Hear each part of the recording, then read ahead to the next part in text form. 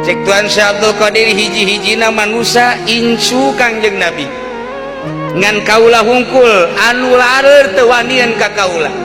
Nah justru dipertanyakan kunaon Tuhan, sebab laler mah gambaran hiji sosok binatang anu aya di manusia kalakuanana, panggoreng-gorengna jeung pangbiadab-biadabna, anu teu boga moral adalah laler.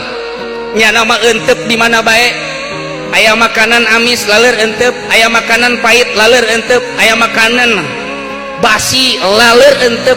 Lumacak cek Syekh, manusia bakal digambarkan kos laler, di mana selalu nimbrung di mana bae. Kiai di partai aya kiai, di pemerintah aya kiai, di zikir nasional aya kiai laler.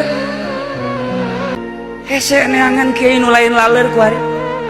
Zaki ge bingungan, cak Zaki di kabupaten kiai laler kabeh. Atuh meureun janyanana piteup. Hiji laler piteup. Lain cak kula cak Tuhan Syekh, mun marah ka kula marahan sia Tuhan Syekh. Aing menerjemahkeun bahasa Tuhan Syekh. Di akhir zaman tahun 2014 kiai bakal jadi laler kabeh. Sebab pemerintahna piteup kabeh. Habibna anak pitek.